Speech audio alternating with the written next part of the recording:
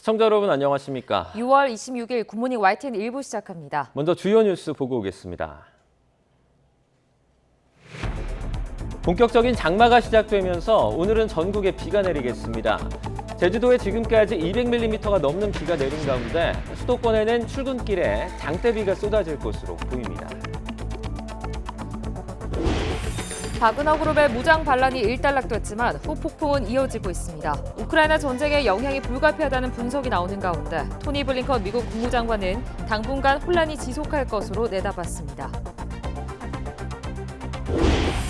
정부가 오늘 입시 준비 지원 강화 등 사교육비를 줄일 대책을 발표합니다. 수험생을 학원으로 내모는 원인으로 지목한 이른바 킬러 문항도 공개할 예정입니다. 국민의힘 김기현 대표가 오늘 경북 성주의 참외농장을 찾아 더불어민주당의 장외 여론전에 맞불을 놓습니다.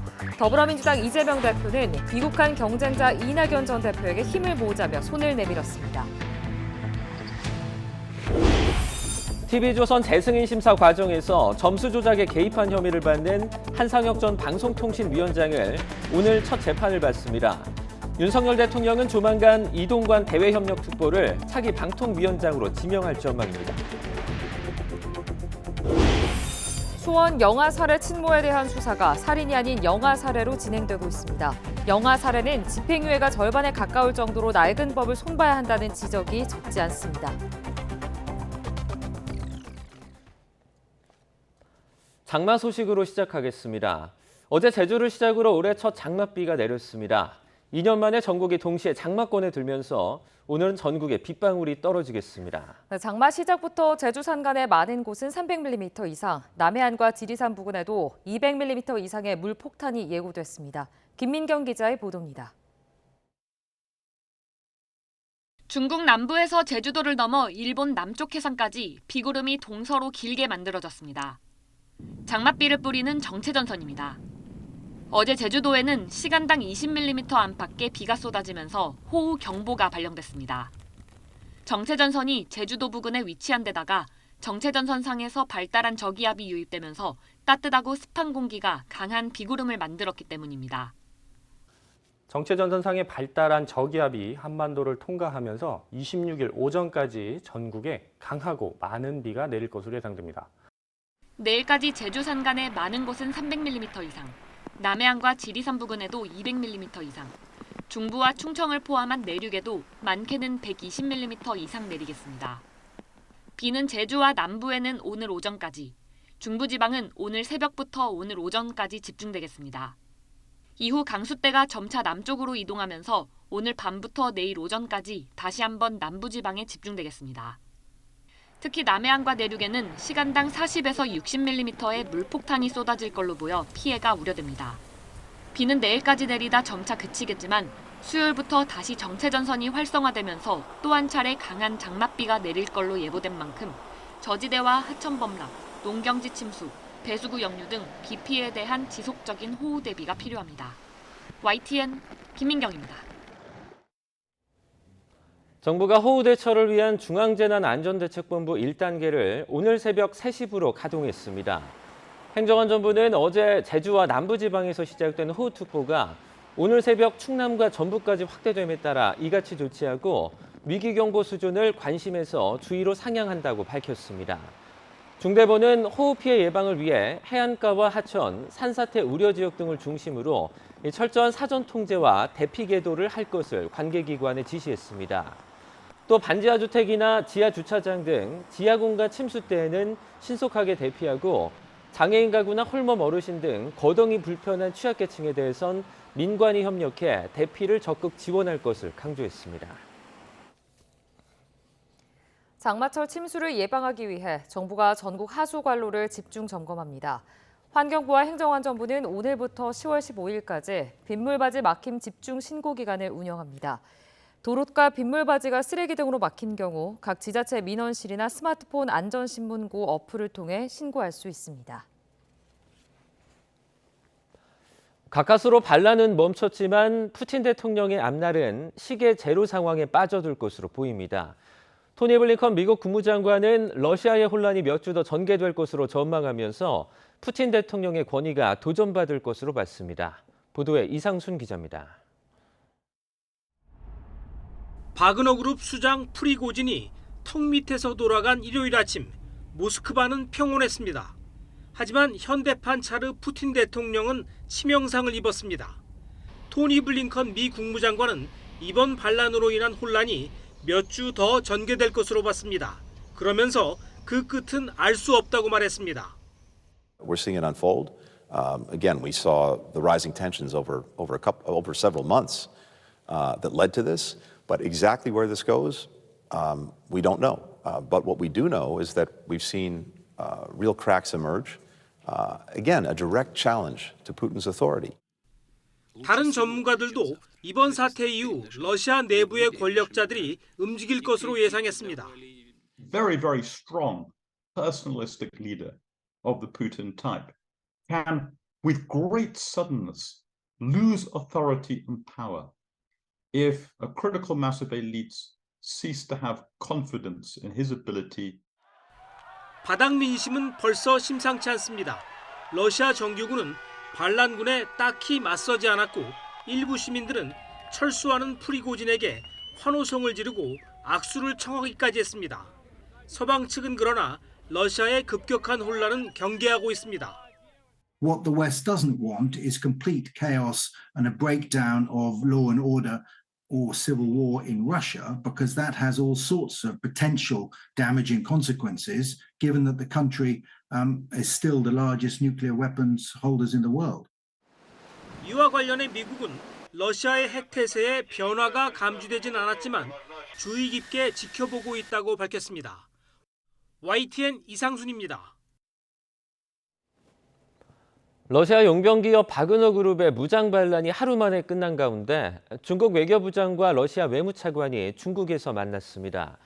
중국 외교부에 따르면 칭강 국무위원 겸 외교부장은 어제 베이징에서 안드레이 루센코 러시아 외무차관을 만나 회담했습니다.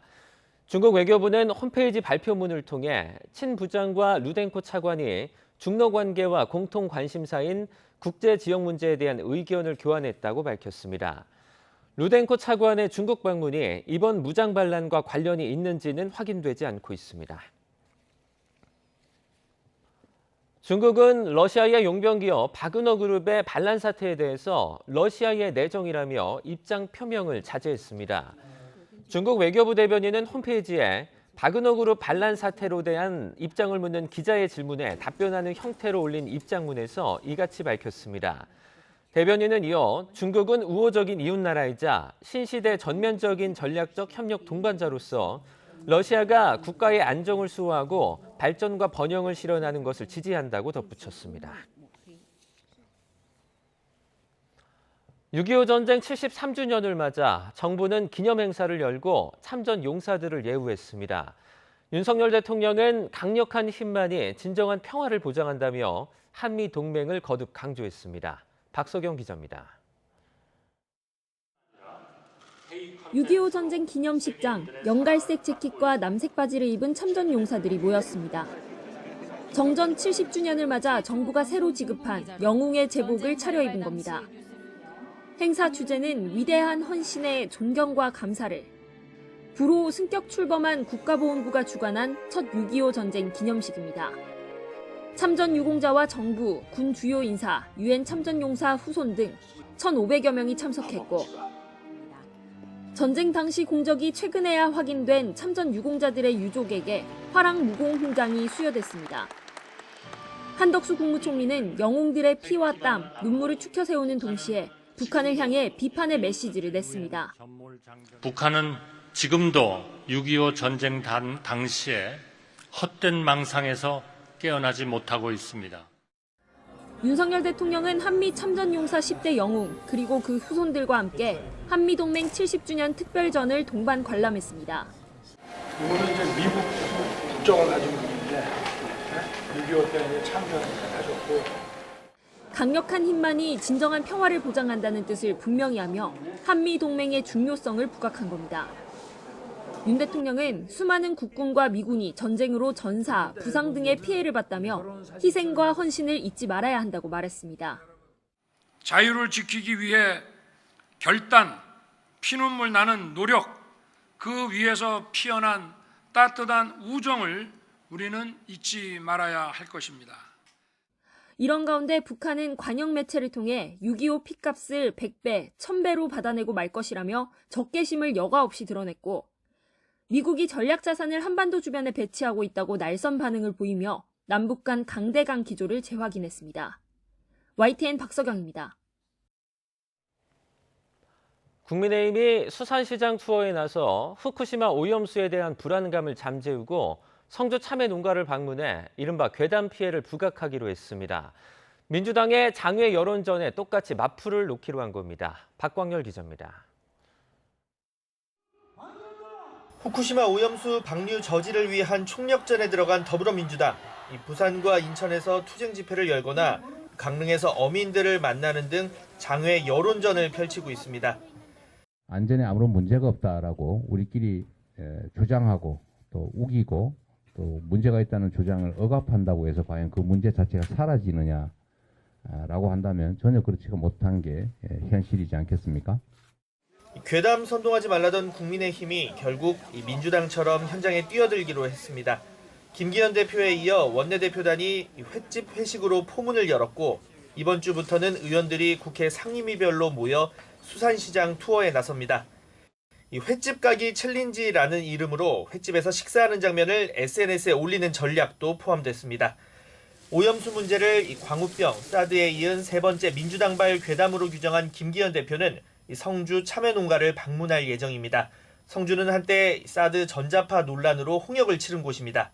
김 대표는 최근 사드 기지의 전자파가 인체에 무해한 수준이라는 환경 영향평가 결과가 나온 데 대해 이 발표까지 6년이 걸린 점을 문제 삼고 있습니다. 오히려 누군가가 권력을 이용해서 환경 영향평가의 진행을 가로막았을 개연성이 매우 높다고 생각합니다. 그 배후 몸통이 누군지를 밝혀내야 할 것입니다. 후쿠시마 오염수 방류를 앞두고 양보 없는 대결을 벌이고 있는 여야는 이제 국회를 넘어 장외 여론전으로 맞붙게 됐습니다. YTN 박광열입니다. 일본 후쿠시마 원전 오염수의 해양 방류를 위한 해저터널 공사가 이번 주에 완료될 것으로 보입니다. 오염수 방류 설비 시운전이 막바지에 접어든 가운데 해당 설비를 최종 확인하는 검사가 오는 28일에 시작됩니다. 도쿄에서 김세우 특파원의 보도입니다. 후쿠시마 제1원전의 오염수를 바다로 흘려보내기 위한 해저터널 공사가 완료를 눈앞에 두고 있습니다. 도쿄전력은 어제 새벽 5시 반부터 해저터널을 파는 데 사용한 굴착 장비 철거를 진행했습니다. 하지만 파도가 높아 작업을 중지하고 오늘 이후 다시 하기로 했는데 굴착 장비를 인양하면 방류를 위한 공사는 거의 끝납니다. 오염수 해양 방류 설비의 시운전도 막바지에 이른 가운데 일본 원자력 규제위원회가 해당 설비를 시찰했습니다. 야마나카 신스케 위원장은 큰 과제 없이 착실히 공사가 진행되고 있다며 도쿄전력에 인위적인 실수가 없도록 작업을 진행해달라고 요청했습니다. 원자력 규제위원회는 오염수 방류 전 방류 설비 전반을 확인하기 위한 최종 검사를 오는 28일 시작할 예정입니다. 이 검사로 방류 설비 준비 절차는 사실상 마무리됩니다. 오염수 방류가 임박하면서 일부 주변국은 물론 자국 어민들의 반발도 계속되고 있습니다. 我々にとりましてこのアルプス処理水を流されるということというのは、やはりその死活問題である放流は、私どもとしては認められない、それには賛成できないと。 일본 정부는 오염수 해양 방류의 불가피성을 설명하고 어민들에 대한 대규모 지원을 약속하면서 여론전에도 한층 힘을 쏟고 있습니다. 특히 일본 정부와 IAEA 국제원자력기구에 유착서를 제기한 한국의 일부 인터넷 매체의 보도에 외무성 반박에 이어 관방장관까지 직접 나섰습니다. 日本が IAEA に対して政治献金を行ったり IAEA レビュー報告書の結論が最初から決まっていたり 第三国専門家が飾り物といったことはありえません. 일본 정부는 IAEA가 조만간 공개할 보고서에 특별한 문제가 없으면 올여름 방류를 강행할 방침입니다. 도쿄에서 YTN 김세호입니다. 정부가 오늘 공교육박 출제 논란에 발단이 된 6월 모의평가의 킬러 문항을 공개하기로 했습니다. 킬러 문항을 배제해 사교육비를 줄이겠다는 건데요. 오히려 준킬러 문항이 늘어 중위권에서의 난도가 더 오를 거란 우려도 나오고 있습니다. 신윤정 기자입니다. 지난 1일 치러진 6월 모의평가 국어 14번 문항입니다. 주체와 대상이 지각을 통해 확정된다는 취지의 지문을 쓴 필자 관점에서 로렌즈의 확장 인지이론에 대한 적정한 평가를 묻고 있습니다. EBS 인터넷 강의 사이트 가채점 결과 이 문제 정답률은 36.4%로 국어 영역에서 가장 낮았습니다. 보통 킬러 문항이라고 하면 오지선다형 객관식에서 정답률이 20%에 미치지 못하는 경우를 말해 국어만 놓고 보면 킬러 문항은 없었다는 분석입니다. 국어만 놓고 본다면 전반적으로 무난한 6월 모의평가였거든요. 킬러라고 우리가 흔히 말하는 문항은 특별히 더 많이 보여지지는 않았습니다. 정부가 최근 3년치 수능은 물론 6월 모의평가의 킬러 문항 예시를 공개합니다. 윤석열 대통령이 공교육박 출제 배제를 지시하고 교육부 국장이 경질됐으며 출제기관장이 사임한 배경이 된 6월 모의평가의 킬러 문항에 특히 관심이 집중되고 있습니다. 정부가 킬러 문항을 다수 제시하면서 방향성을 명확히 밝힐 경우 수험생 혼란은 덜 수 있을 것으로 기대됩니다. 그 문항들을 보시면 이런 것이 킬러 문항이라는 것이 바로 감이 오실 수 있도록 그렇게 하겠습니다. 킬러 문항을 배제할 경우 변별력 확보를 위해 정답률 30-40%대의 중난도 문항이 증가할 거란 전망도 커집니다. 다수의 중위권 학생들은 오히려 더 어렵게 느낄 수 있어서 오히려 더 많은 수의 학생들이 학원을 찾는 사교육 풍선 효과 우려도 나옵니다. 오히려 준킬러 문항이 많이 나오면 더 어려울 수 있습니다. 왜냐하면 시간 소비가 많기 때문에. 또 킬러 문항은 포기해버리면 되는데 준킬러는 포기할 수가 없잖아요. 정부는 킬러 문항과 함께 자기주도 학습을 지원하고 교과 보충지도, 입시준비 지원 등의 사교육비 절감 대책도 발표하기로 했습니다. 사교육 카르텔 부조리 신고센터에는 개설 사흘 만에 사교육업체와 수능 출제 체제 간 유착 의심 신고 등 40건이 접수돼 정부가 대대적인 단속에 나설지 주목됩니다. YTN 신윤정입니다. 공정거래위원회가 사교육 의존을 부르는 불안 마케팅에 대해 집중 모니터링하기로 방침을 세웠습니다. 관계부처에 따르면 공정위는 주요 대형 학원을 중심으로 학원 부당 광고 실태를 모니터링하고 있습니다. 거짓 과장된 말로 킬러 문항 등에 대한 학부모와 학생의 불안감을 자극하는 광고, 그리고 의대나 명문대 합격자 수를 부풀린 광고 등이 주된 표적이 될 전망입니다. 공정위는 교육부 사교육 카르텔 부조리 신고센터를 통해 접수된 개별 사례에 대해서도 교육부와 공조해 대응하기로 했습니다. TV조선 재승인 심사 과정에서 점수 조작에 개입한 혐의로 재판에 넘겨진 한상혁 전 방송통신위원장이 오늘 첫 재판을 받습니다. 서울 북부지방법원은 위계 공무집행 방해 등의 혐의로 재판에 넘겨진 한 전 위원장과 방통위 관계자들에 대한 첫 공판 기일을 오늘 오전 10시에 진행합니다. 한 전 위원장은 지난 2020년 TV조선 재승인 심사 과정에서 TV조선을 비판해온 시민단체 인사를 심사위원으로 선임하는 데 개입하고 또 TV조선 점수가 조작된 사실을 알고도 묵인한 혐의로 지난달 2일 불구속 기소됐습니다. 경기도 수원에서 영아 2명을 살해한 뒤 시신을 냉장고에 보관한 여성에 대한 살인이 아닌 영아 살해 혐의로 수사가 진행되고 있습니다. 최근 2년간 영아 살해 관련 판결문을 분석해보니 집행유예가 절반에 가까울 정도로 일반 살인죄보다 턱없이 적은 형량이 선고되는 경우가 적지 않았습니다. 이 역시 엄연한 살인 행위라는 점에서 낡은 법을 손봐야 한다는 목소리가 높습니다. 홍민기 기자입니다. 전북의 한 병원에서 간호조무사로 일하던 여성 A씨는 지난 2021년 4월 같은 병원 직원과 교제해 아이를 가졌습니다. 남성이 임신 중단을 요구할까 봐 임신 사실을 숨겼지만 이를 알게 된 남성은 불법 약물까지 구해 A씨에게 먹였습니다. 결국 A씨는 임신 8달 만인 지난해 1월 집 화장실 변기에서 아이를 낳았는데 아이를 꺼내지 않아 30분 만에 숨지게 했습니다. 검찰은 A씨를 영아 살해 혐의로 재판에 넘겼지만 1심 결과는 징역형의 집행유예였습니다. 재판부는 사람의 생명은 절대적인 가치라면서도 A씨가 부모의 양육을 받지 못해 자기 주장을 제대로 못하는 상황이었다는 점을 고려했습니다. 이른바 조건 만남으로 만난 남성과 아이를 낳고 키우기 어렵다는 이유로 살해한 여성도 1심에서 집행유예를 선고받았습니다. 원치 않은 임신과 갑작스러운 출산으로 당황해 우발적으로 범행한 점이 참작된 겁니다. YTN이 최근 2년간 영아 살해 사건의 1심 판결문 11건을 분석해보니 이처럼 집행유예를 선고받은 경우가 절반에 가까웠습니다. 실형이 선고된 경우도 징역 2년에서 3년이 대부분이었는데 최대 징역 10년까지인 법정형의 절반도 미치지 못합니다. 최소 5년 이상 징역에 처하도록 한 일반 살인죄나 최소 7년 이상인 존속 살인죄보다도 형량이 낮습니다. 부모가 아이를 낳은 사실을 부끄럽게 여기고 숨기려 하거나 양육 어려움을 예상해 살해한 경우 적용되는데 현실과 동떨어졌다는 지적이 거셉니다. 법이 만들어진 한국전쟁 직후엔 극심한 가난 등 현실을 반영해야 했지만 여러 사회보장제도가 갖춰진 지금은 일반적인 살인과 다를 게 없다는 겁니다. 부녀자가 이제 원치 않는 임신을 하게 되는 그것에 대한 이제 수치심을 반영을 해서 이제 이렇게 양형을 이제 적게 하는 그런 규정을 만든 거 이제 그거는 이제 문제가 있는 거고요. 다만 영아 살해의 원인은 느슨한 사회 안전망 탓도 적지 않고 산후 우울증 같은 심신미약 요소도 재판에서 고려해야 하는 만큼 형량을 높이는 것만이 유일한 해법은 아니라는 지적도 있습니다. YTN 홍민기입니다. 네, 어제 저녁 만취 상태 운전자가 SUV를 몰다가 1톤 화물차를 들이받는 사고가 났습니다.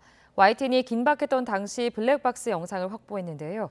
대구의 주택가에선 갑자기 담벼락이 무너져 내리며 주민 수십 명이 긴급 대피했는데 추가 붕괴가 우려되는 상황이라 긴장감이 이어지고 있습니다. 윤웅성 기자입니다. 도로를 달리던 SUV 차량이 앞에 가는 화물차를 그대로 들이받습니다. 충격을 이기지 못한 화물차는 위로 솟구치고 SUV는 한 바퀴 돌아 가드레일을 들이받고서야 겨우 멈춥니다. 쿵 소리가 나가지고 뭐지? 그랬던 거죠. 뭐가 이상하다, 뭐 접촉사고가 났나 해가지고 집에 와서 보니까 뭐 그런 상황이더라고요. 저도 깜짝 놀랐어요. 어제 저녁 전북 장성군 동화면의 국도에서 난 사고로 경찰 조사 결과 사고를 낸 SUV 운전자는 면허 취소 수준의 만취 상태였습니다. 비슷한 시각 울산 울주군 언양읍에선 승용차가 인도에 설치된 철제 보호 울타리를 들이받은 뒤 전복됐습니다. 경찰은 30대 운전자가 면허 취소 수준의 만취 상태로 차를 몰다가 사고를 낸 것으로 보고 있습니다. 담벼락이 폭격을 맞은 듯 무너져 내렸습니다. 건물 밑동이 그대로 드러났고 주차된 차들은 잔해에 깔렸습니다. 어젯밤 대구 달서구 두류동에서 발생한 사고로 당시에는 보슬비가 내리던 상황이었습니다. 보는 상황에서도 이제 비가 내리니까 흙도 그러고 조금씩 막 떨어지다가 갑자기 또 시멘트하고 돌하고 막 이래 떨어지고. 밤중에 갑자기 벌어진 붕괴 사고로 소방 집계 기준 주민 29명이 긴급 대피했고 경찰은 현장 통제에 나섰습니다. 담당 구청은 급한 대로 인근 숙박업소에 임시 대피소를 마련했습니다. 처음에 주민센터에 했다가 급하게 이제 요구하는 게 해가지고 그쪽으로 다 이동해 놓은 걸로 알고 있습니다. 무너진 담벼락 바로 옆에는 1970년대 초반부터 쓰인 주택이 다닥다닥 붙어 있는 데다 장맛비까지 예고된 터라 추가 피해가 우려되는 상황입니다. 경찰과 소방당국, 담당 구청은 날이 밝는 대로 사고 원인 분석과 함께 추가 붕괴 가능성도 조사할 방침입니다. YTN 윤웅성입니다. 최근 금융당국이 금융사 사고를 막기 위한 내부 통제 개선안을 발표한 가운데 YTN은 지역 농협 금융사고에 대해 집중 보도하고 있습니다. 경기도에는 지역 농협 대출 담당 임원이 배우자 명의로 수십억대 부동산 담보대출을 받은 사실이 YTN 취재 결과 드러났습니다. 감사 결과 규정 위반이 확인됐지만 해당 임원은 징계도 없이 대출 업무를 계속 맡고 있습니다. 우종훈 기자의 보도입니다. 경기 여주시에 있는 지역 농협입니다. 지난 2020년 이 농협의 대출 업무를 책임지고 있던 상무가 배우자 명의로 부동산 담보대출을 받았습니다. 대출 한도는 보통 땅값의 80%까지지만 상무의 부인에겐 실제 가격보다도 높은 금액이 대출됐습니다. 상무가 배우자 명의로 22개 필지를 사기 위해 1년 동안 10차례에 걸쳐 대출받은 돈은 모두 32억여 원. 이 가운데 농협 내부 규정보다 많이 나간 대출금은 10억 안팎으로 추산됩니다. 어떻게 내부 규정을 피해갔을까? 대출을 평가할 때 감정평가 법인은 원래 무작위로 정하게 돼 있습니다. 이 경우에는 해당 상무의 부하 직원이 특정 법인을 지정해 매매가보다 많은 돈이 책정될 수 있었습니다.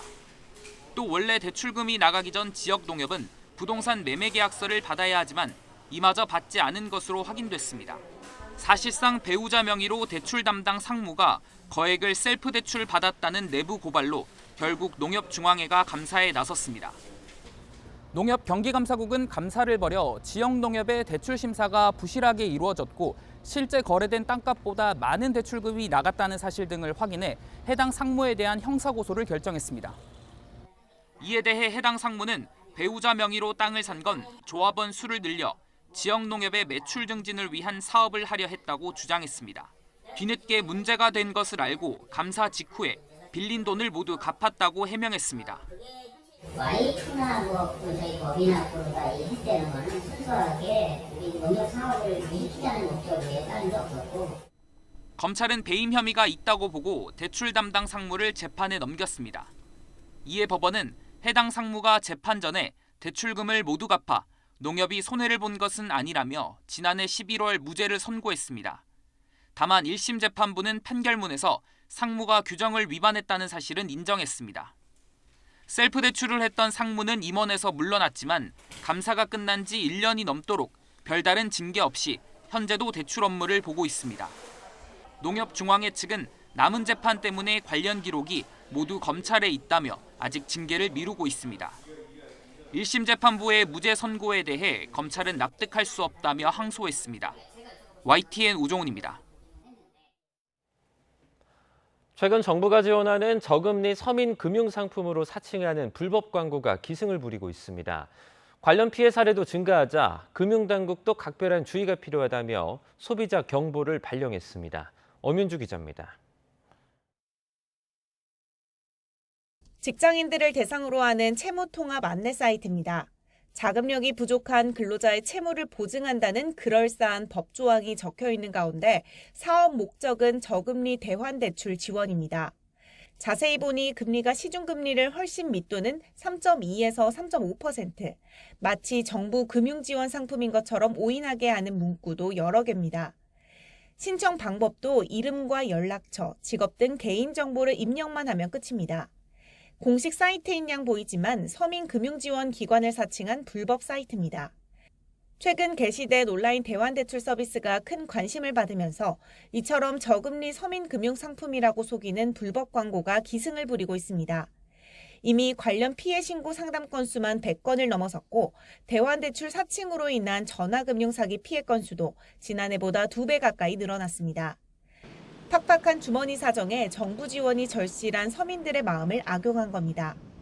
불법 업자들의 수법이 지능화 다양화되면서 최근 온라인 원스톱 대환대출 인프라가 큰 관심을 받는 상황을 이용해서 정부 지원 저금리 서민금융상품을 사칭하는 불법 광고가 증가하고 있습니다. 피해를 막기 위해서는 문자나 전화, SNS 등 출처가 불분명한 대출 권유는 일단 의심해보는 게 좋습니다.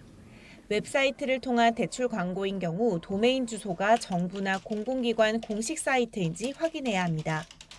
만약 상담 과정에서 개인 신용정보나 금전, 앱 설치 등을 요구한다면 즉시 중단하고 피해를 입었다면 신속히 해당 계좌 지급 정지를 요청하고 피해 구제를 신청해야 합니다. 오는 10월까지 불법 사금융 피해 특별근절 기간을 운영하는 금융감독원은 불법 광고 게시물을 발견한다면 적극 신고해달라고 당부했습니다. YTN 엄윤주입니다. 최근 바깥에서 점심 한 끼를 사 먹으면 기본 10,000원 이상은 지출해야 합니다. 가격 부담에 상대적으로 저렴한 도시락을 찾거나 구내식당을 방문하는 사람들이 늘고 있습니다. 최기성 기자가 취재했습니다. 평일 점심시간 서울 여의도에 있는 한 구내식당입니다. 배식을 기다리는 줄이 길게 이어집니다. 5가지 반찬이 담긴 점심값이 5,500원으로 주변 식당보다 절반 가까이 가격이 저렴합니다. 근처에서 일하고 있는 건설 현장에서 일하고 있는데요. 다른 데에 비해서 하루에 한 5,000원 정도의 절감 효과로 인해서 한 달 평균 25에서 30만 원의 절감 효과가 있어가지고 매일같이 이용하고 있습니다. 주요 외식 품목 가운데 서울에서 10,000원으로 한 끼를 먹을 수 있는 메뉴는 김밥이나 자장면 등 4가지 뿐입니다. 사정이 이렇다 보니 4,000원에서 5,000원 정도면 구매 가능한 편의점 도시락도 인기입니다. 지난해와 올해 2분기를 비교해보면 편의점 3사 도시락 매출은 적게는 30%, 많게는 70% 넘게 증가했습니다. 외식 물가 상승과 함께 배달 서비스의 배달료도 지속적으로 상승하면서 합리적인 가격의 도시락으로 식사를 해결하는 소비자들이 증가하고 있습니다. 소상공인 고민도 깊어지고 있습니다. 김치찌개를 파는 한 식당 주인은 원재료 값이 계속 오르고 있지만 손님이 끊길까 봐 가격을 올리지 못하고 있다고 말합니다. 너무 이제 원자재 값이 인상이 됐기 때문에 그래서 지금 올릴 수 있는 그런 그 명분은 충분한데 지금 상황에서는 올릴 수 없어서 여러 가지 이제 부담을 안고 지금 가고 있는 그런 상황입니다. 지난달 외식 물가 지수는 117.43으로 전달보다 0.2% 올라 30개월 연속 상승세를 기록했습니다. YTN 최기성입니다.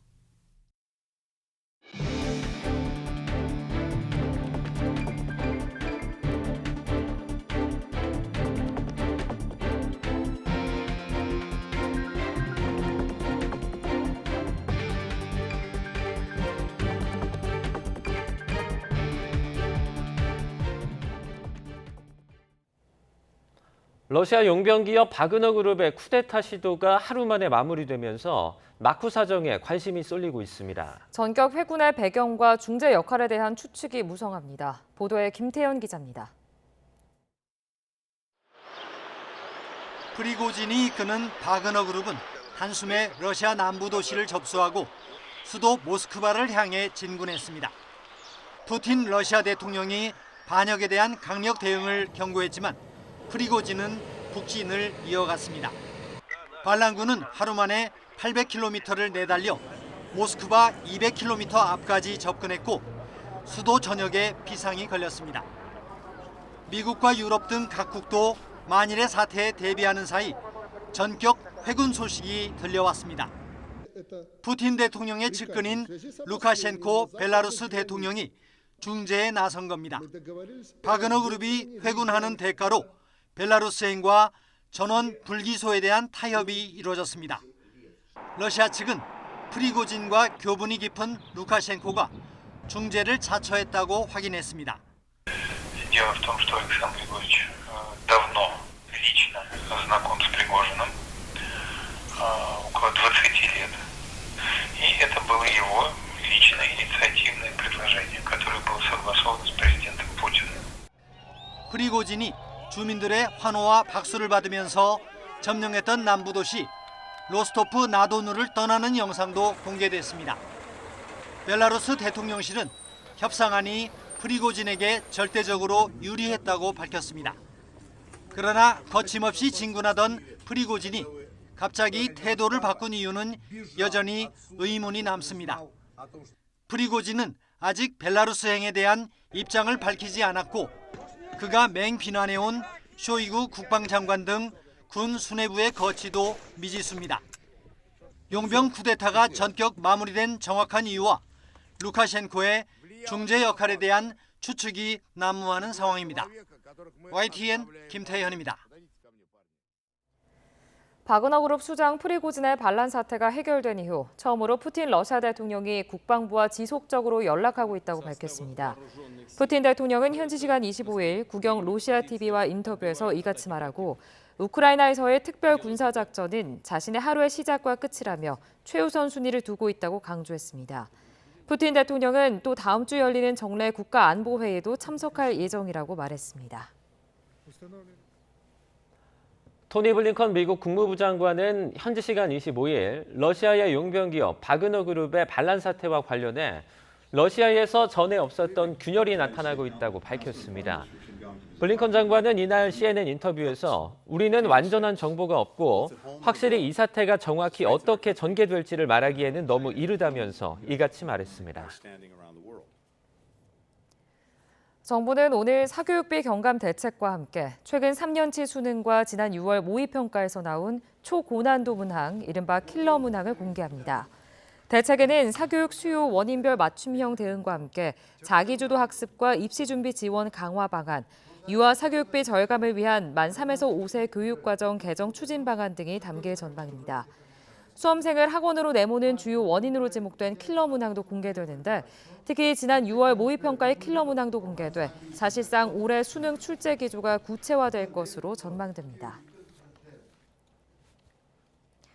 소득 상위 20% 가구는 자녀 교육비의 한 달 평균 100만 원 이상을 쓰는 것으로 나타났습니다. 식비와 주거비를 합친 것과 비슷한 수준인데 서민 가구도 크게 다르진 않았습니다. 윤혜리 기자의 보도입니다. 먹고 사는 것만큼 포기하기 어려운 지출, 바로 자녀 사교육비입니다. 소득이 높든 적든 예외는 없습니다. 고소득 가구는 식비와 주거비를 합친 만큼을, 서민 가구는 식비만큼을 자녀 교육비로 썼습니다. 소득 상위 20%인 5분위 가구는 올해 1분기 중고등학생 자녀의 한 달 학원비로 평균 114만 원을 지출했습니다. 평균 지출 653만 원의 17%에 달합니다. 한 달 식료품을 구매하는 식비와 주거비를 합친 액수만큼을 사교육비로 쓴 셈입니다. 서민 가구도 이런 경향은 비슷했습니다. 소득 1분위와 2분위 가구는 각각 48만 원과 51만 원을 학원비로 썼는데 식비나 주거비보다 더 많은 금액을 쏟는 것으로 나타났습니다. 사교육비 지출은 빠르게 늘고 있습니다. 지난해 우리나라 초중고등학생들의 사교육비 지출 총액은 26조 원으로 학생 수는 점점 줄어드는데도 지출 규모는 전년 대비 10% 늘었습니다. 사교육을 하나라도 받는 학생이 전체 78%로 늘었고 참여 시간도 일주일 평균 7시간을 넘었습니다. 전반적으로 사교육비 총 규모 및 참여율이 모두 증가하였으며 초등학교, 중학교, 고등학교 순으로 사교육비 총액 및 참여율이 전년 대비 증가율이 높았습니다. 정부는 가구마다 사교육비 부담이 크게 늘고 있는 만큼 조만간 관련 대책을 발표할 예정입니다. YTN 윤혜리입니다. 1년간의 외국 생활을 마치고 돌아온 이낙연 더불어민주당 전 대표의 향후 행보에 정치권의 관심이 쏠리고 있습니다. 이재명 대표는 백지장도 맞들어야 할 시기라고 말했지만 국민의힘은 전임 정부의 반성문부터 쓰라고 책임론을 제기했습니다. 김경수 기자입니다. 민주당 이재명 대표가 미국 유학을 마치고 1년 만에 돌아온 이낙연 전 대표에 대해 입을 열었습니다. 지금은 힘을 합쳐야 할 때라며 지난 대선 당내 최대 경쟁자에게 손을 내밀었습니다. 이낙연 전 대표가 어제 귀국을 했는데 혹시 좀 어떻게 보셨는지요? 네, 백지장도 만들어야 될 어려운 시국이어서 모두가 힘을 함께 모아야 귀국 이틀째 이낙연 전 대표는 SNS에 글을 올려 다시는 떠나지 않겠다, 못다한 책임과 국가를 위해 할 일을 하겠다며 정치 재개 의지를 거듭 확인했습니다. 국민의힘은 반갑지 않은 손님이라며 깎아내렸습니다. 아무리 이재명 대표 체제가 엉망이어도 이 전 대표는 대체제가 될 수 없다며 부동산 정책 등 전 정부 실정에 대한 반성문부터 쓰라고 날을 세웠습니다. 일단 본인이 그동안 해왔었던 일에 대해서 진솔한 평가를 먼저 한 다음에 뭔가를 얘기하시는 것이 순서가 아닐까. 귀국을 두고 정치권 반응은 엇갈리지만 이낙연 전 대표의 향후 행보엔 여야 할 것 없이 관심이 쏠립니다. 이재명 대표 리더십 논란 속에 이 전 대표가 비명계 구심점이나 나아가 총선 승리를 위한 역할을 맡게 될 수 있다는 겁니다. 다만 이재명 체제 흔들기로 비칠 경우 고질적 계파 갈등을 자극할 수 있는 만큼 이 전 대표는 당분간 신중한 언행을 이어가며 민심과 여론 살피기에 주력할 것으로 보입니다. YTN 김경수입니다. 정의당 이정미 대표는 노동, 녹색 등 제3정치 세력과 통합연대해 혁신 재창당을 하겠다고 밝혔습니다. 이 대표는 국회에서 기자간담회를 열어 정의당 비전에 동의하면서 기득권 양당 체제를 뛰어넘겠다는 세력과 만나겠다며 이같이 말했습니다. 다만 거대 양당을 반대한다는 이유만으로는 하나의 당이 될 수 없다면서 현재 신당 추진 움직임을 보이는 금태섭 전 의원, 양향자 의원과 함께하는 건 회의적이라고 덧붙였습니다. 최근 부산과 수원 등에서 등하굣길 학생들이 안타깝게 목숨을 잃는 사고가 잇따랐죠. 강원도 강릉시가 통학로 안전을 위해 보도를 만들었는데 황당하게도 정작 학생들은 보도로 다니지 못하고 있습니다. 어떤 사정인지 송세혁 기자가 취재했습니다. 초등학교와 중학교, 고등학교가 모여있는 강릉의 한 통학로입니다. 학생들이 위험천만하게 차도로 오고 갑니다. 달리는 차량은 학생을 피해 아슬아슬 지나갑니다. 도로 옆에는 차량이 줄지어 주차되어 있습니다. 주차 공간인 줄 알았더니 자세히 보니 보도 블록이 깔렸습니다. 이곳은 보행로입니다. 하지만 이렇게 사람들이 다니기 어려울 정도로 주차된 차량들이 가득 자리를 차지하고 있습니다. 학교 주변 다른 보도와 달리 턱과 울타리가 없다 보니 손쉽게 주차하는 겁니다. 2학년인데 1학년 때부터 길이 이래가지고 좀 다닐 때 사고도 많이 날 것 같고 그래서 좀 위험하다는 생각을 좀 많이 한 것 같아요. 이렇게 턱과 울타리가 없는 보도 구간은 400m가 넘습니다. 안전한 보행 환경 조성 사업 공모에 선정된 강릉시는 2년 전 이 일대 보도를 만들었습니다. 국비와 시비 등 12억 원이 투입됐습니다. 그런데 보도 설치 반대 측 주민들이 차댈 공간이 부족하다며 반발하자 턱과 울타리를 설치하지 않기로 한 겁니다. 찬성 측 주민들이 턱이나 울타리 없는 보도는 무용지물이라며 항의했지만 소용이 없었습니다. 하다못해 이런 공공차까지도 여기라 딱 해놓으니 다른 차들이야 당연히 여기라 해놓겠죠. 안전사고 우려가 계속되고 있지만 강릉시는 주민 반대 등을 이유로 보도를 개선할 계획은 없다고 밝혔습니다. YTN 송세혁입니다. 어제 저녁 8시 40분쯤 울산 울주군 언양읍의 도로를 달리던 승용차가 인도에 설치된 철제보 울타리를 들이받고 뒤집히는 사고가 발생했습니다. 당시 30대 남성 운전자가 스스로 대피하는 등 이 사고로 다친 사람은 없습니다. 경찰은 해당 운전자가 면허 취소 수준의 만취 상태로 운전한 것을 확인하고 정확한 사고 경위를 조사하고 있습니다. 어젯밤 9시 반쯤 강원 강릉시 성산면 동해고속도로를 달리던 승용차에서 불이 나 20분 만에 꺼졌습니다. 화재 당시 50대 운전자가 대피하며 다친 사람은 없었지만 불이 번지며 차량을 전부 태웠습니다. 경찰과 소방당국은 정확한 화재 원인을 조사하고 있습니다.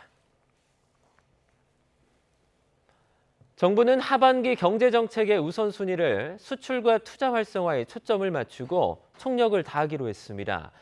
올해 성장률은 기존보다 0.1%포인트 낮춘 1.5% 전망에 무게가 실리는 흐름입니다. 보도에 오인석 기자입니다.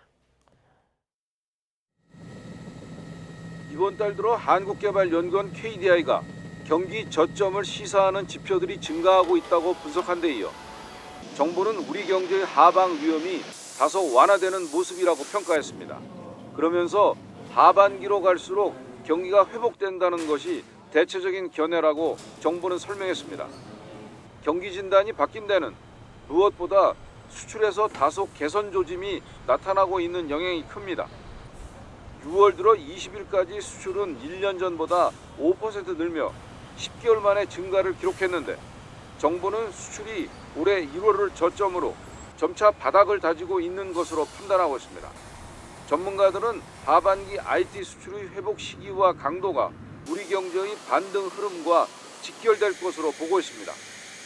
다음 달 초쯤 발표할 것으로 예상되는 하반기 경제정책 방향에도 수출 활성화를 총력 지원하는 방안이 담길 것으로 전망됩니다. 수출 투자 활성화에 총력을 기울이는 동시에 우리 산업의 수출 경쟁력을 한층 더 강화하고 기업이 투자하기 좋은 환경을 조성하기 위해 정책 역량을 집중해 나가겠습니다. 정부의 올해 성장률 전망치는 기존 1.6%에서 소폭 하향 조정 가능성에 무게가 실리는 흐름입니다. 우리 경제에서 큰 비중을 차지하는 반도체 업황이 1분기 부진하면서 0.1%포인트 낮춘 1.5% 전망이 나오고 있습니다. 앞서 한국은행은 올해 성장 전망치를 1.4%, KDI는 1.5%로 각각 하향 조정했습니다. 최근 물가 상승세가 둔화하면서 연간 인플레이션 전망치는 기존 3.5%에서 소폭 하향 조정이, 취업자 증가폭은 30만에서 40만 명 범위에서 등락할 것이란 전망이 나옵니다. YTN 오인성입니다. 6월 26일 미리 보는 오늘입니다. 국회 윤리특별위원회 윤리심사자문위원회가 오늘 오후 국회에서 4차 회의를 열고 가상자산 거래 논란으로 제소된 김남국 의원 징계안의 결론 도출을 시도합니다. 외부 인사로 구성된 자문위가 김 의원에 대한 징계 의견을 정하면 윤리특위는 이를 넘겨받아 김 의원의 최종 징계 수위를 심의하게 됩니다. 국민의힘 지도부가 과거 사드 전자파 논란이 불거졌던 경북 성주의 참외 농가를 방문해 현장 상황을 점검하고 농민 간담회에 참석하는 등 여론전을 이어갑니다. 김기현 대표는 후쿠시마 오염수 방류를 앞두고 과거 민주당의 사드 괴담 책임론을 부각할 방침입니다. 백범 김구 선생 제74주기 추모식이 오늘 서울 용산구 백범 김구 기념관에서 열립니다. 백범 김구 선생 기념사업협회 주관으로 열리는 이번 행사에는 박민식 국가보훈부 장관과 이종찬 광복회장, 독립유공자 유족 등 300여 명이 참석합니다. 앞으로는 일반 예금과 별도로 은행과 보험사의 연금저축과 사고보험금도 5천만 원까지 예금보호를 받을 수 있습니다. 금융위원회는 오늘부터 오는 8월 7일까지 이 같은 내용을 담은 예금자 보호법 시행령 개정안을 입법 예고한다고 밝혔습니다. 지금까지 미리 보는 오늘이었습니다.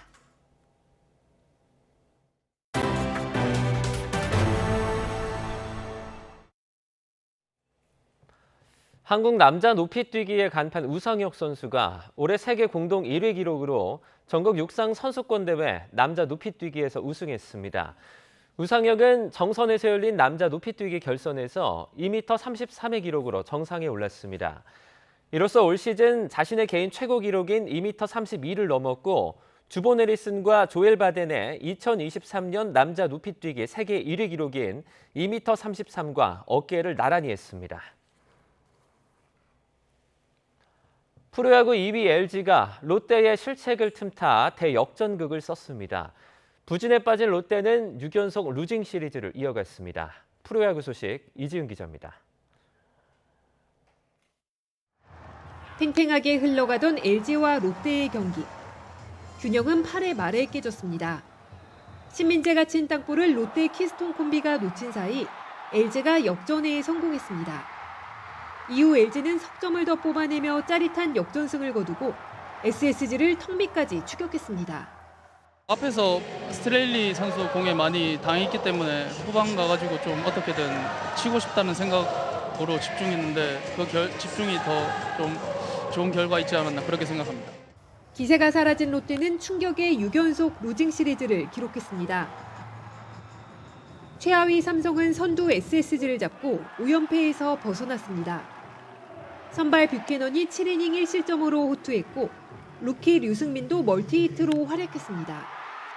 계속 지고 있어가지고 이제 제가 팀의 보탬이 되고 싶었는데 오늘 이 경기로 승리할 수 있어가지고 되게 좋은 것 같습니다. 20안타 불방망이를 휘두른 두산은 키움을 대파했습니다. 양석환은 연타석 투런포를 터뜨렸습니다. 창원 경기는 비가 쏟아지면서 노게임 처리됐고 광주 경기는 우천 취소됐습니다. YTN 이지은입니다. 미국 교포 한승수가 코오롱 한국 오픈에서 정상에 올랐습니다. 한승수는 천안 우정일스에서 열린 대회 마지막 라운드에서 2분타를 치며 최종 합계 6언더파로 우승을 차지했습니다. 1라운드부터 최종 라운드까지 한 번도 선두를 내주지 않고 정상에 오른 와이어 투 와이어 우승입니다. 2년 만에 전국이 동시에 장마권에 들었습니다. 현재 사선으로 길게 형성된 정체전선이 전국 대부분 지역에 비를 뿌리고 있는데요. 특히 취약 시간대인 새벽과 출퇴근길에 강한 비가 예상돼 주의하셔야겠습니다.